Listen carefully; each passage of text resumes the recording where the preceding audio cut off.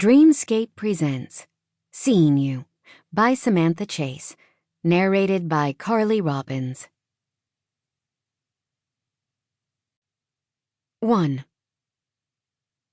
4 a.m. came way too early every day. Still, Billie Donovan shut off her alarm and, after a brief stretch, got out of bed. She didn't like to linger because there was too much temptation to simply stay there and go back to sleep. That wasn't an option for her. She had a ton of baking she needed to get done for another day at Books and Beans. And I love it. Damn it, she mumbled as she padded into the bathroom to take a shower.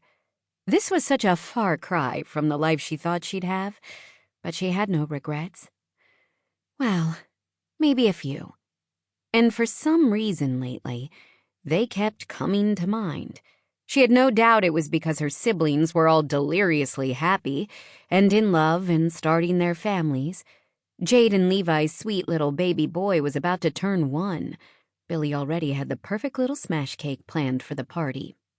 Ashlyn and Reed just found out they were having a baby, and Billie already had ideas for the gender reveal cake. Tomorrow, Chloe and Tanner would be home from their honeymoon, and she was going to surprise them with some welcome-home cupcakes. And where was she? Single, and making muffins before most normal people were even awake. Living the dream. Her morning routine was carried out with military precision, and at 4:35, she was in her car making the short drive to the shop. Everything was so peaceful, and it was the perfect time for her to clear her mind as she prepped and baked, with soft music playing in the background. It was her favorite time of day. Alone with her thoughts, she normally plotted out the menu for the coffee shop for the week, or worked on the finances for Jade, and for Ashlyn's salon because her sister was terrible about bookkeeping. But typically this time was spent in deep thought about her life and where it was going, especially recently. One of her last single friends was getting married in 2 weeks.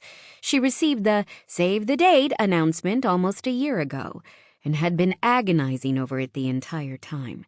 It would mean seeing a lot of old friends and classmates, which she normally loved, but it was starting to feel like everyone just talked about their fabulous lives, and it made her feel anything but fabulous.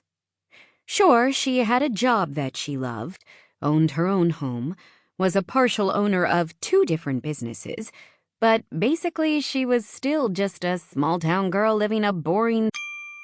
Sample complete. Ready to continue?